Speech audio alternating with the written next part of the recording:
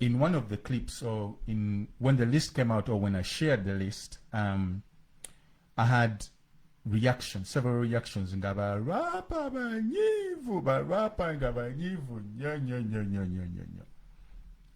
And this was all funny to me. So without going further, let me first play for you this clip, and then after this clip, we're going to have a whole discussion, and we're going to break it all down. Gnl Zamba oba Ernest Nsimbi agamba nti ye #1 hip-hop legend of all time mu Uganda. Ye wadde kifo kya #1 era mu narrative ye n'ateekamu nti he's the creamiest of all abayimbi abava mu hip-hop canvas 2005 mu Uganda hip-hop canvas eyo. He was the creamiest yali abasinga bonna bw'aba atandika ena narrative n'agamba awa respect ne recognition eri mwami Fire Bongole Lutaaya okuba nti muyimbi yasooka okufulumya oluyimba olwalimu hip hop verse, rap verse, oluyimba lwaleta Nakazaana. Mwana wange Nakazaana tuula wano nze nkubuulirire olwamujjukira oluyimba olwo yamuwadde recognition nga Fire mu respectinga era alina abalala bya droppings nti aba respect nabo kuba baaliwo shortly before that.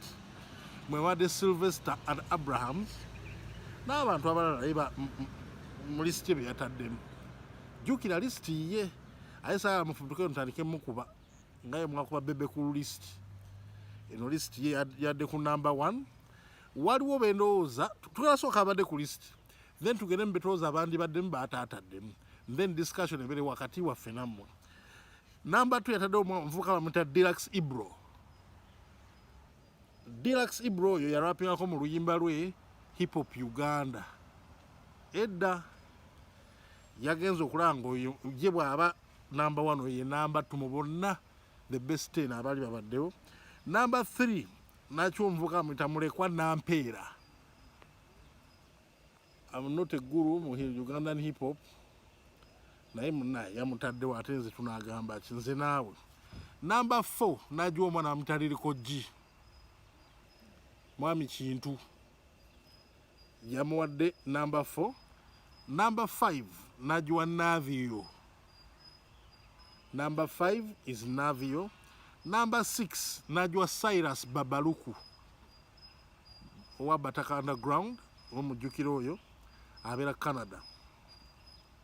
#7 najwa omugenzi Lumix Dadon mujjukire yali ow'engulu yali nga rapinga nnyo mu lwe waabwe naye bambi atuva ku maaso yamuwadde #7. #8 naba omuwala gwe twabalagako wano ng'afunye ekizibu Keko Town. Yagamba Keko is the #8 of the 10 best Ugandan hip hop artists. #9 najwa Rocky Giant Mwami Giria ye #9. Then #10 najwa Fefe Busi. Beba abantu 10 balabawo nti the best top 10 hip hop artists of all time mu Uganda. Of all time jukira akantu ako of all time. Kati netubeera abantu discuss kane bakyali bangana nga mulimu abantu benandooza nti tebandimu mu top 10 notaberamu waliwo abantu beataataddemu tactfully. Ngenda sooka bendooza abandi baddemu naawo nendooza abalabadde betaga recognition wali weyatereddemu bagundi Bafire Lutaaya ne Sylvester and Abrahams. Teyayogedde ku mwami Gravity omutujju. To him tali mu best 10 but jukira Gravity ne Gnl tebali makambugu tebakwatagana so teyamutaddemu. Ekyewunyisa kyataataddemu Big Trill. Ngate Big Trill probably has one of the biggest hip hop gundi Party After Party was one of the biggest Ugandan hip hop songs. Nze mukulaba okwaye simanyi nnyo bya hip hop naye teyamutaddemu. Teyataddemu omwana Munji who we think Munji abadde ne hits nyingi nnyo teyamutaddemu wadde omumentioningako waliwo obuzibu. Teyataddemu omuvubuka arapinga ng'ekyali ng'otadde Agent teyamumentioninzeko wantu wonna oba yabeerabidde. Waliwo omuvubuka omulala gwe bayita afuuse ow'amaanyi ennaku nga gwe tulinawo Fikfa Maika Shafik Walukagga teyamutaddemu. kabadde kasajja kyabadde fiki ng'akubye nnyo lisiti balabala anyway nze kambabulira lisiti nga bweri betulooza abandi badde bali tulooza abandi baddemu Victor Kamenyo eyatta ente ng'asuna nsune lisiti yamulemye osuna ate naye tamugobe muuma Victor Kamenyo agamba agobera nnyo muuma teyabaddemu naye ndowooza aliwo abantu ate abalala bendowooza abandi badde beetaaga okumenshoningibwakokko mwami Zamba bw'oba oyogedde ku Cyrus Babaluku from Batak Underground tewandyogeddeko ku tujja baabya sabasaba abeera California awo ndowooza yandibadde yeetaaga okumenshoningibwako ayinza obutaba mu list ya top 10 yo but a mention about him would be good. Weerabidde okwogera ku musajja eyaintroducinga hip hop mu urban market wano bamuyitanga MC Afrique, the late MC Afrique. Yali teetaaga ka recognition ng'oyo omwana yasaggula nga mwe temunnaba kutuuka we mwatuuka. MC Afrique, the late, rest in peace, mbandowooza yandibadde afunye mention. Nadde ndowooza mulimu n'abawala. Kuba lisiti temuli bawala. Namuladde bakuba. Waliwo group y'abawala yasooka okuba wano era mu nnaku za MC Afrique Dungeon Tuwaluli bagitanga Prim and Proper. Bamujjukira abawala abo kati omu abeera Kenya omulala abeera mu America. I think nabo yandiba mentioninze kuba yali tanandika kuba nga Prim and Proper bakuba stage wano nga bamaanyi. Yandiba mentioninzeeko. Waliwo omuwala bamwita Sentinel said amanyi hip hop omwana yo ng'atobye n'omubali wano gwa hip hop. Tetugende muteeke mu top 10 naye ani mu mentioninzeeko nti waliwo abawala abagezezza akola. I mention a few like Sentinel said, Ladies Like. Of course Ladies Like ate kati yakomawo mu hip hop yali abivuddeko. Yafumbirwa musajja wange naye bwe yamala yali akomyewo. So eno list ya musajja waffe ne tugamba bannaye Gnl Zamba aka Ernest Nsimbi alina akasajja n'abantu abamu embuzi zakutudde teyamwogeddeko wadde wantu wonna ate nammwe abali eyo mulina lisiti zammwe ez'aba hip hop abemumanyi. Deliberate mulabe omusajja lisiti eno gyewawedde oba enaafuuka nga bebe cool list. It's his list, he's entitled to it. Ye baalabanga abo. Let me stop this right there so that we can begin having this conversation. This conversation is very, very important, and it's important that you understand each and every nut and bolt as we put out this idea. So if you haven't subscribed to Baboon Forest, the media channel, go over there and subscribe. There's so many conversations to be had, but this is very important because hip-hop is a genre gyensinga okwagala. Obuzibu bwayo tebuli nti barapa tebakuba bulungi rap. N'obuzibu buli nti hip-hop ono tebamutegeera. I like Jenkins. Jenkins is my friend. Naye Jenkins musajja wattu ategeera nnyo reggae.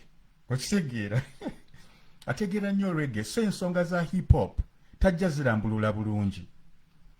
Bw'otunuulira aba presenters abasinga ku TV stations zaffe bategeera genres ezisinga than they understand hip-hop. So hip-hop itself has to fend and defend its position each and every time. Nti community kulwayo teri mulala agitegerera okujjako ba rapper bo ne community yabo be bagyetegerera. So nti bwe babasibako omuntu media ne tusibako omuntu onaakuba hip hop ba community bagamba hip hop agamba oyo si hip hop era tebamubala mu bintu byabwe. Ne baba bakola chat zaabwe tebamuteekayo. Even for me, when I do some songs that they consider not to be at par, they check me and I understand that. But here we are. So a list came out. Waliwo list eyafulumye. List eyafulumye abantu ne batandika okufunirawo feelings. People were in my inbox. Obuzibu obutandikira bwe nyini nti list olwafulumye nendabira obuzibu we busookera ddala obw'abantu abali mu Uganda, abali mu media, n'abawuliriza n'abasoma comments. Nti mu community yaffe omuntu bw'ofulumya ekintu, if you put out something nga kuliko link, yeah, link eyo bo tebafaayo kuginyigako kulaba wagyeraga. That's a fact. That's a very huge fact. Nti link eyo most people, let me see if I can add on my other people abali ku Twitter ku handle yange oba ya Baboon Forest Entertainment. I think that's where we go. Yeah, so you find that most people by sharing a link tebala fayo ku pressing a link eyo kulaba link kije egenda. So what's being reported in the newspapers is that GNL yakoze list. Nedda bannange. Nze sirina budde bukola list. Abakoze list be baana abakolera company which I own. The company that I own is Baboon Forest Media, which is part of Baboon Forest Entertainment. Nti eri media company byekola sinza abikola. Kiringanga bonna agamba mbuno Jay-Z yabaddeyo ku baana ababadde bakuba ekyalaani nga batunga engoye za Rockaware. Right now nze ndi busy ku building a East African brand. Obudde obwo sibulina. I love hip hop and I will read through some of the articles, but the writing was not by me and the compilation was not by me. My list would be so different, but then again it wouldn't change with me being at number 1. That would never change because that's the mark of every rapper. I think of the hype. Like my numbers speak for themselves. My contributions are quite obvious, and they are. Nendo was okubera clear here. We should first put out ebintu ebimu. So long story long. The list was compiled by Baboon Forest Media. Bw'ogenda ku pages of Baboon Forest Media, you'll find news about Ugandan hip hop music. Teri walala w'omusanga kuba tebabitegeera. Gujja okusanga news about Ugandan hip hop. So waliyo articles, waliyo abaana abawandiika, waliyo Rukia, who is a fellow, yasoma journalism, nayagala hip hop. She works for Baboon Forest Media. Waliyo Dilex, eya compiling the article eno in conjunction with omwami omulala gwe bayita Semakula Serule. Now, department eyagikulira is a guy who is called Frank Antambi. But they run their affairs independent of Gnl Zamba. Now, if you think that GNL ali waneno yegana listi ate yakoze list, that's wrong. That's not what I'm saying. The list came out of a company that I own, but the list was not compiled by me. But do I agree with the list? 80%. The scholar apology wali bantu oba onyigira oba onyiiza obeera onyigireeyo mu bibyo. But the why I support this list and how it was written out is that a lot of research was done. And where I agree with it, ngenda babuulira, then ngenda babuulira n'abantu abandi badde ku list. Bino si bye bya Muganda wa rapping oba kazini wona yakubayo buyimba bwe n'abuteeka ku SoundCloud. Mbu naye kati abeere one of the greatest rappers ku list yaffe. No, that's not going to be it because the hip hop genre is very misunderstood. Tuzze kumalawe why it's misunderstood. So, the criteria bannange, bw'obeera ng'obala abantu abali ku list eyo, you'll see that all of these people have been impactful nti bo mu kintu kye bakoze, they were the very first to do it the way that it has been done. We are measuring impact. So the very, very first thing ekyokutunuulira ku list eyo and what was considered as the criteria is impact. Osanga oli nti yasooka okuorganizinga communities. Nosanga oli nti yasooka okuba underground rap ali descriptive bw'atyo balimulekwa nampeera. Nosanga Ibro Deluxe nti ye musajja waneeno okubrandinga Luga Flow nti n'ekigambo nekivaayo nti Luga Flow ye yakireeta. So that has to be part of the conversation of being the greatest of all time. Nti Ibro mu group ye ya Young Vibrations, yeah, baina catalog ey'amaanyi which predates people like but Dilex basooka babaluku abantu bakikwata bubi nze bansinga emyaka ne Dilex's contribution ne Young Vibe Bakwesto bonna balina impact. So when you look at all the people, Ibro, GNL, you look at Babaluku, Lumix, what he did for rap in northern Uganda and the whole Luga Flow movement and Yuga Flow movement, because yali akuba mu luzungu na lwe wabwe. Nganze bwe nkuba mu luzungu oluusi naye nga most of the time nyimba mu Luganda. There's a criteria here. bw'oba toweza albums 5 tusonyiwe eno list ya greatest togiriimu. These are the big boys. If you don't have at least mu discography yo nga towezaayo album 5 twesonyiwe. Eyo you one of the criterias. Si ye yokka, but it's one of the criterias. Abatalina albums 5 balina kye bakoze ku hip hop industry ya Uganda, balina ettoffaali gye bagyongeddeko. An example being of omuntu omu abasinga gwe babadde bagamba aba hip hop gwe bagambye tatekona kubeera ku list, right? But when it comes to the art of the freestyle, when it comes to that section of freestyle and how far he has managed to push that particular attribute, he gets his accolades. Kubanga yakuba freestyle naye tatukubanga baneno nkulaba oliawo omutwe gwo okutte ekikopo, which it doesn't have any playful or entertaining thing to it. So mu criteria neyo criteria tugiteekewo nti olina ekipya kyoyongeddeko ne bw'oba tolina albums 5 your impact is important. Another criteria would be waliwo abantu nga wakabi naye nga taweza nnyimba eyo tuveeyo nga takubangako show wadde ejjuza olubalaza lwa maama we gy'abeera. Oba ontegeera? There are people who do not even have nti takolangayo show mu myaka gy'abadde mu industry gyonna takolangayo show. That means we as the people who are looking tunakubala tutya as the greatest when you don't have the street credit and the charisma oba okukolebako ku stage nti you're representing and moving a crowd, because being an MC means that you move the crowd. So if you've never been on stage moving a crowd, how can you be part of the greatest people of all time? Nga tulina ba performers abakabi nga nze. Nolina ba performers abakabi nga Mulekwa Nampeera. When these people were on stage, they were electric. When you see Questo on stage with Ibro, electric. When you see ladies like, again, I said I agree with this list 80%. Because abantu abamu abakabi tebabaddeko. To me, ne list eno singa tubagambe mbuno twongereko abantu babeere 20, top 20. Abasinga bakyali bamu bemubala nti bandibaddemu, probably hitinze this list. But on that list, like I'm saying, the criteria, bw'obanga tokolangayo ku show naawe sooka otusonyiwemuko. Bw'obanga ennyimba zo zikoma ozikubira abakyali bo nga tosobola na kujjuza lubalaza lwa maama wo, you don't deserve to be a part of this list.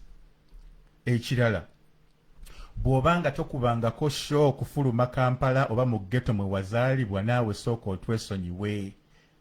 Then bwe tuva ku ekyo nti tofulumangako Kampala, bw'oba tofulumangako Busiya, Katuna oba kubuuka ku kisaawe ky'Entebbe kugenda kukuba show, naawe twesonyiwe. Eno list ya top 10 tonnagituukamu.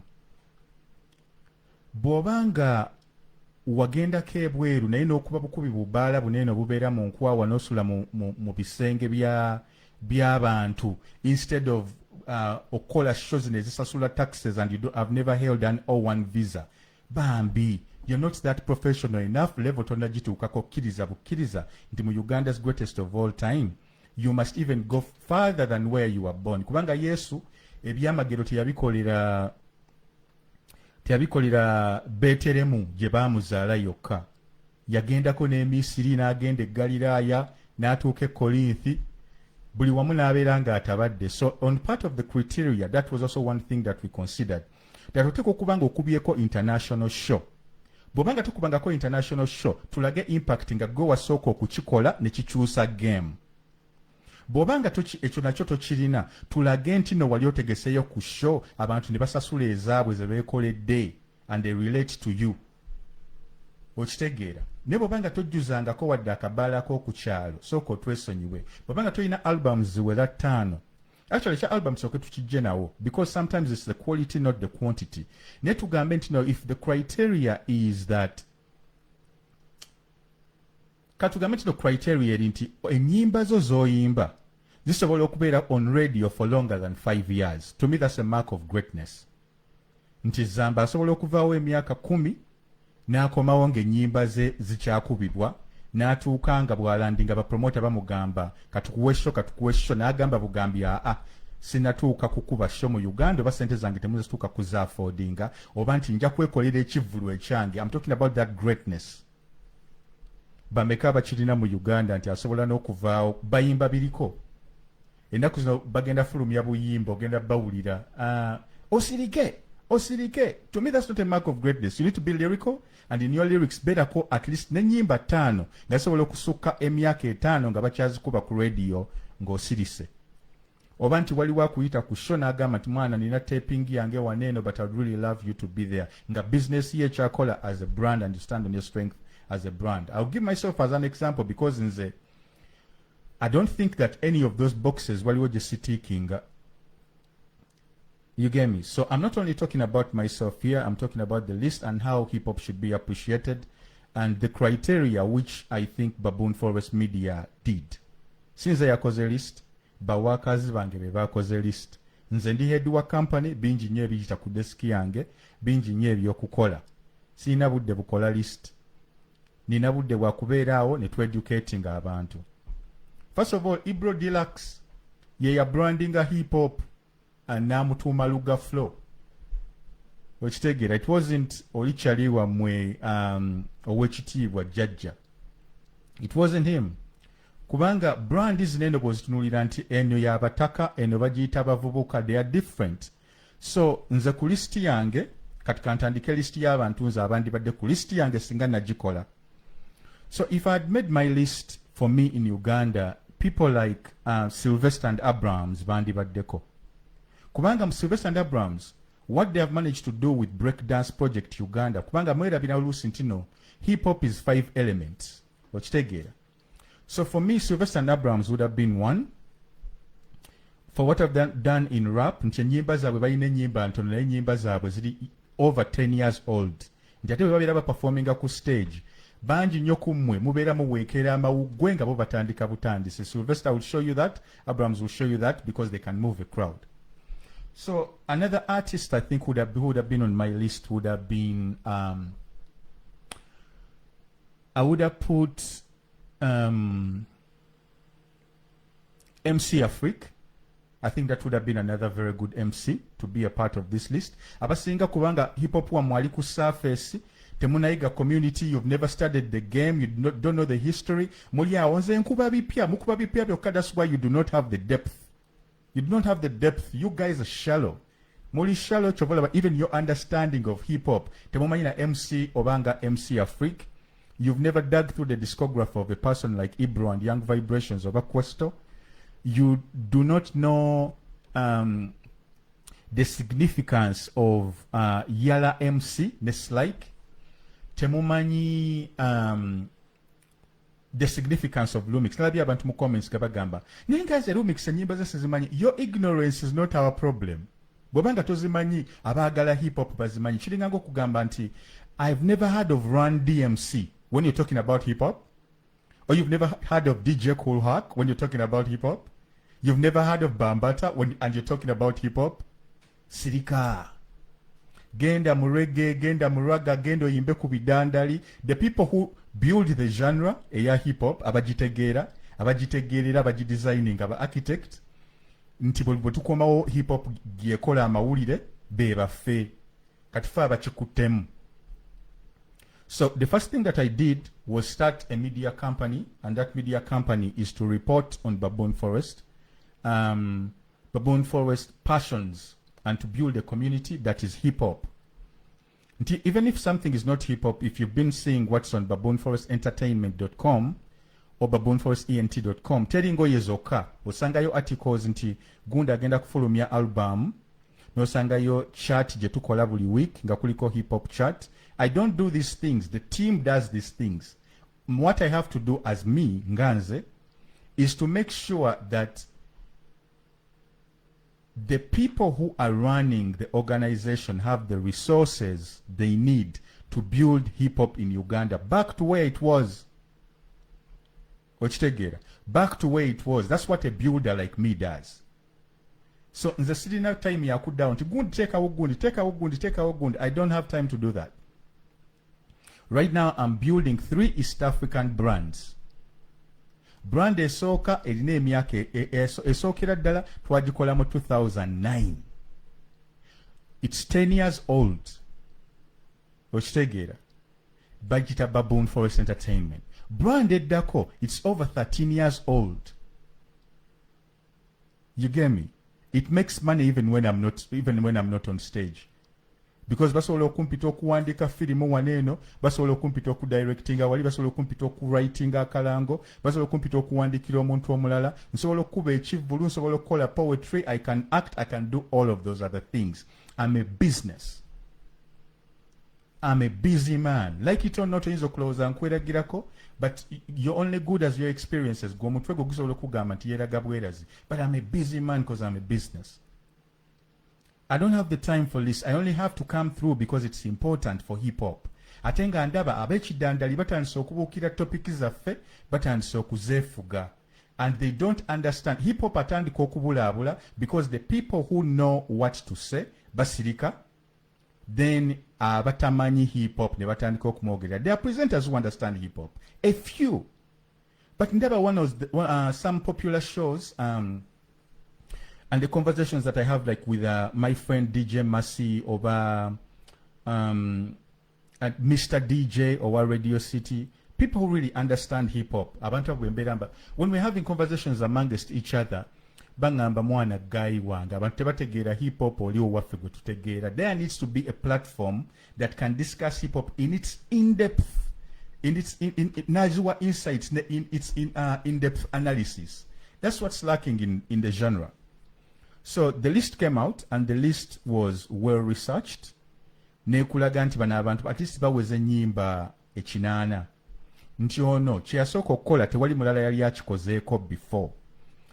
Na nti ono ate ye mu kuwandiika lyrics ze ziri intricate ne patterns engeri zakolamu ekintu kye bamulekwa nampeera. His storytelling was exquisite. King of the underground, with no doubt. One of my biggest regrets is that I never signed Mulekwa when he was still alive. But I was aware of his talent, except that nali manyi nti movement ye I didn't want to be, actually to be honest, I didn't want to be disrespectful because by na movement here gye bayita Abenganda clan, and that you can't come to somebody who is running their own label no mugamba gundi kankusigning ewange. Plus Baboon Forest was running its own thing. I was managing Munji, I was managing Big Trail, I was managing Keko, briefly. So the bandwidth, but Tommy respondanga bali mu trenches, balinda, so many other people, because for me, I believe in the power of coming together to move things forward. So it might not have made sense to sign a new artist then. I've had so many interactions with so many other hip-hop builders. I'll give an honorary mention to some of the people who I believe are great in Uganda's hip-hop, and that would be Atlas. To me, Atlas and Big Trio are the best English kazungu kala bayimba oluzungu katuteke mu quotes nti aboluzungu. For me, they are the best. Personally, your preference could be different. Other people would say Ruyonga, other people will go with Daniel, but other people will go for Lyrical G, who actually also is a very, very talented artist, exceptional, with one of the biggest discographies, more hip hop. But for me, Big Trio and Atlas, there's a way they talk about their lyrics, and you feel that it's authentic. So I like that about them. And in the honorary mention, definitely there could be some of the names I could consider to be on my list. Abasinga banjagamba nti tebandibadde mu top 10 bajja kubeera mu top 20, but then again, lists are very subjective. But at least starting a conversation eyokwogera ku hip hop. Ne bw'obanga tolina stamp ziwera mu passport yo bambi, sooka otuleke. Bw'obanga tolina stamp ziwera mu passport yo, you're just bigging up these guys nga tajjuzangako kivvulu. Ate abalala bw'abanga yajjuza ekivvulu yagaba tiketi za bwereere ng'ebintu bye biri just based on hype. nze manyi bayimbi mu Uganda nga babeera agenda okukuba ekivvulu asooka n'ateekawo baasi ez'obwereere ne zijja abantu mu byalo so that ajjuzaawo nze bye sibikola buli muntu ajja ku show yange abeera azze ku supportinga the brand, support the baboon forest, support the community, supportinga the hustle just like I support other people's hustles as well.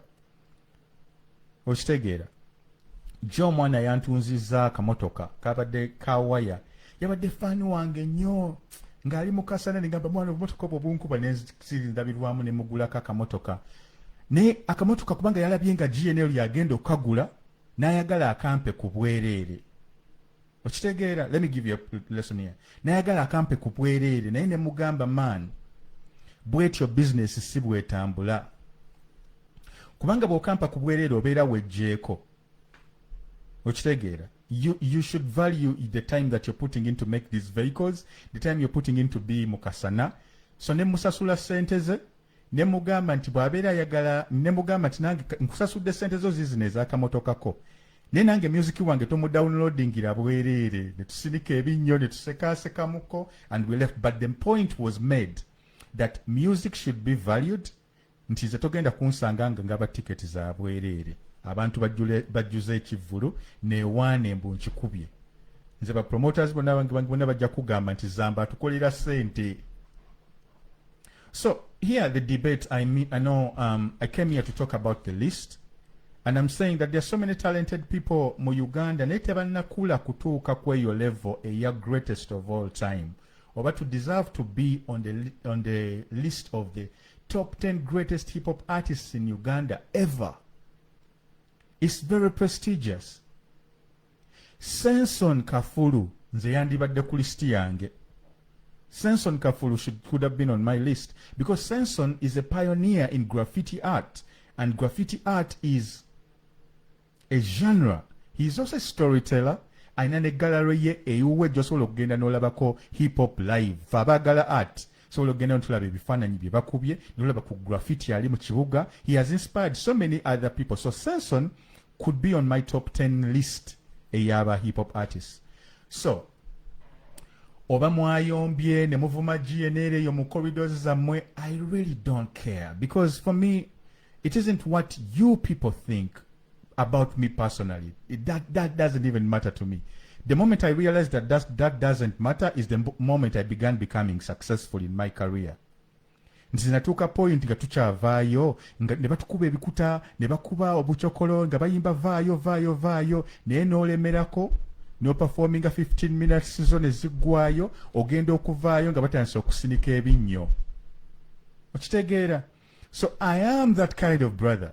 Nze oba oyogera ku GNL bubi already mubadde munjogerako bubi waali taliiwo as my greatness threatens so many people. I'm well aware of that. My presence in the industry esasuza abamu bano abawoggana abatwasamira esasuza ababloga abamu bagende bavume GNL because they hear there's something new GNL is cooking. I'm well aware of all of those things. I'm well aware that my name is a threat in the industry because I've run one of the biggest hip hop record labels in East Africa, Jabaita Baboon Forest Entertainment.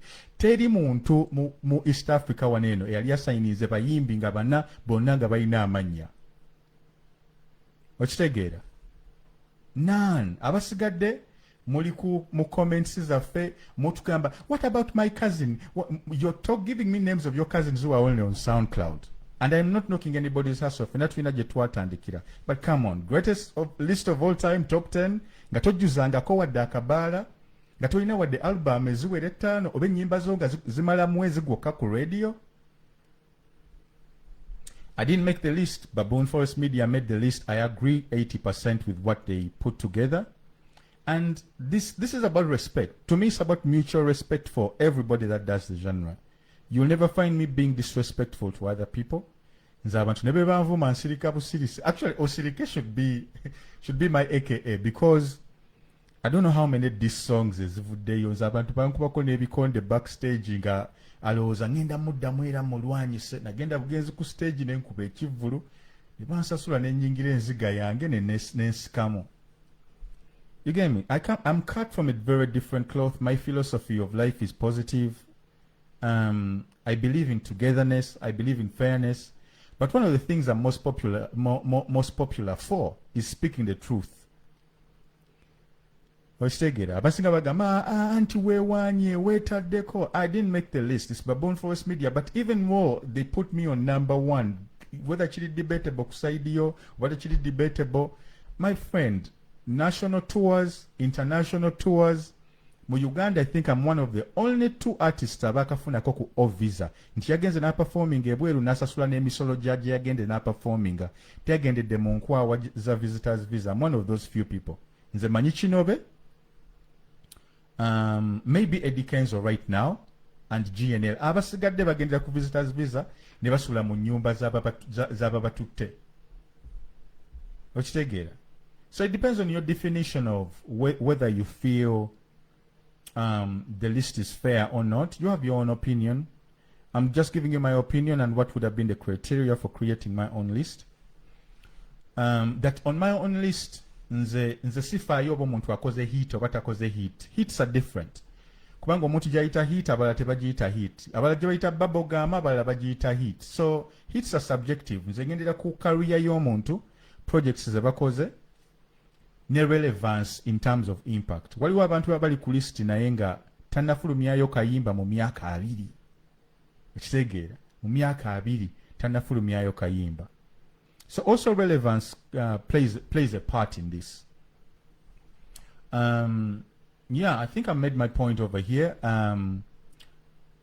Nze sifaayo bw'oba oyagala GNL weebale nnyo. You're my friend, you're my fan. I really love all the people that God love for me, that understand that I'm trying to build this and do it for the betterment of the genre. That rappers are the most underpaid people in Uganda, and we are here to change that. Twavirayo nga tusasulwa era ze tusobola kumbukinga bu sente butono bwesigalize obo mafuta show nkuyite nkuwa mafuta nedda show yo giteke ku petrol station. I'm not that kind of brother. I understand my value and I understand what I'm building. I know where I'm from. Nze ndi mwana wa mwavu nava kawempe sitinga banene abatandikira mbu bagagga oba mwana wa gundo oba mwana wa gundo. Tata wange temumumanyi, mama wange temumumanyi na bwafaanana.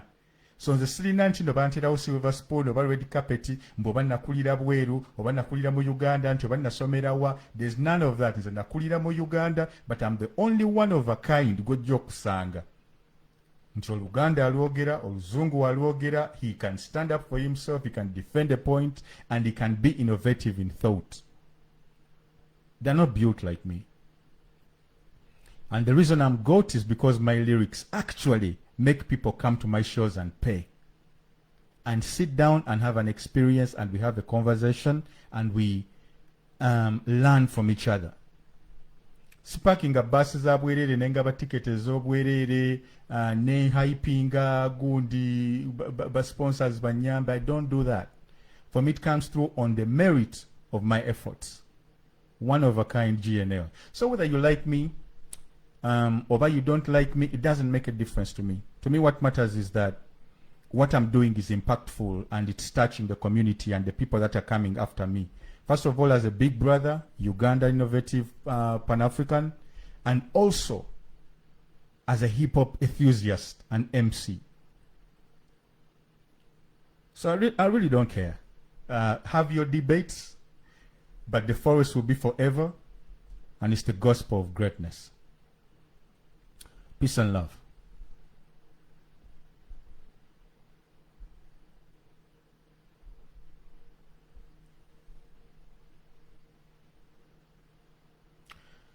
Yeah, shout outs to the Baboon Forest Entertainment Army, but fans of Baboon Forest Entertainment, bona, and then see fene mirirwano.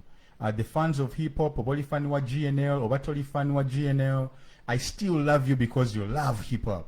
That means we share something. Obagolo Zantino hip hop is only 2 years old into rapping, abera hip hop artist. Now we oina classes okusoko kuitamu, okutuka understanding ya hip hop. Because everybody who raps in Jamaica, there are people who rap in Jamaica and are rapping Irakuraga beat. Doesn't make them a hip hop artist.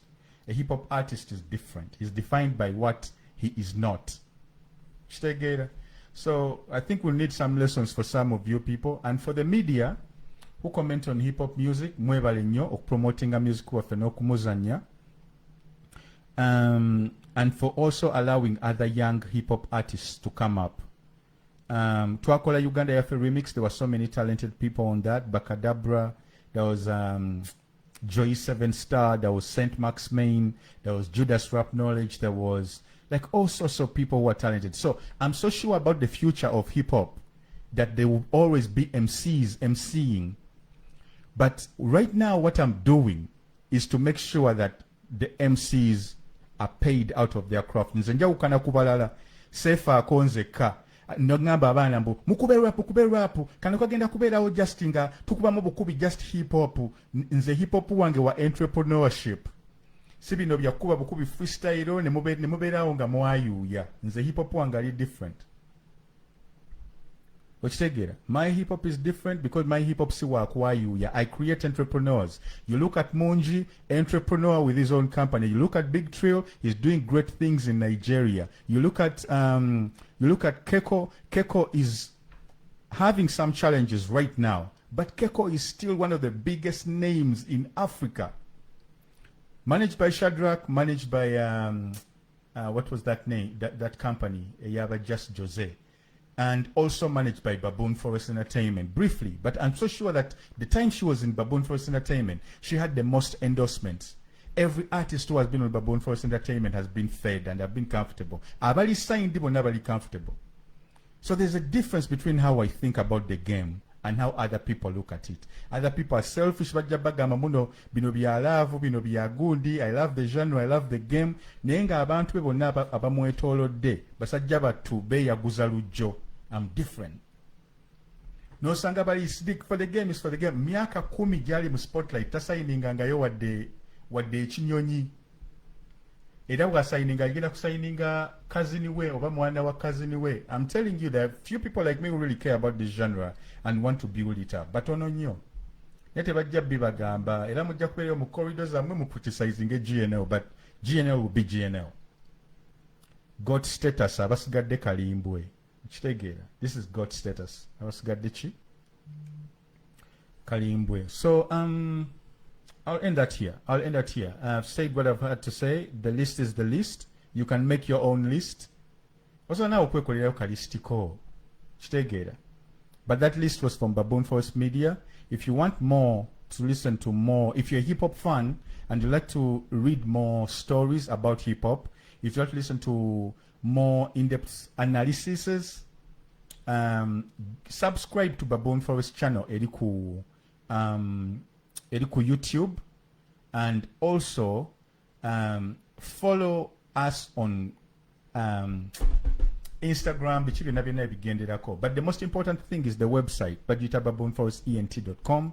If you love hip hop music, we are brothers in this, we are sisters in this. I respect most artists out there. I respect people's opinions even though they don't like what I do or what I bring to the table when it comes to entrepreneurship and lyricism in hip-hop. Abasigadde bambi balabanga GNL ye Simba okitegeera ate nga era ye babuuni. Abalala ne balaba ate nga GNL ate era ye Pumba ate ye Timon ate nga buli kimu akikola. I understand. Abasigadde ba complaining nga GNL buli endorsement yagitwala, buli show yagibeerako, buli kimu. Nengamba bannange artist kambalekeremuko. Nengamba kyali bano kambalekeremuko nabo bakwatemu. So I told people sikyagala kubeera nominated in local awards. I said this in 2000 I think 12. Nembagamba temuddamu kunominatinga in local awards. Era awards zonna zibadde mu Uganda since 2012 badde sijja. They gave me Simanyo Bakweno, MTN, whatever, Diaspora Artist of the Year, even though I think it was for Dear Hip Hop or whatever. I didn't still come through because that's not my value system. I only want to come through ngandaba ekintu ekizimba genre kyeyongerayo kigenda mu maaso. Sinti award bazitegese bazigabira bakazinizi baabwe buli omu asikaza wuwe. Kitegeera, it's different with me. But I'm willing to sit on the table or to see how we can build the genre better. Eberenga buli omu akola for the community instead of nsikanziza wange nzeka. Oba nze gwe basoko okulaba nzeka. Share your spotlight. The candle loses nothing by lighting another candle. Mwenambagala nnyo. It's your boy Gnl Zamba, Mr. Content, chapa ku buli continent owa Baboon Forest Entertainment. Nsimbi tulye lupia zita ekintu kiggwera mu buwumbi ku bank statement. Pompayo just one moment. Nja kulaga nti siri just great, but that you and I can be magnificent. It's your boy. Peace and love, man.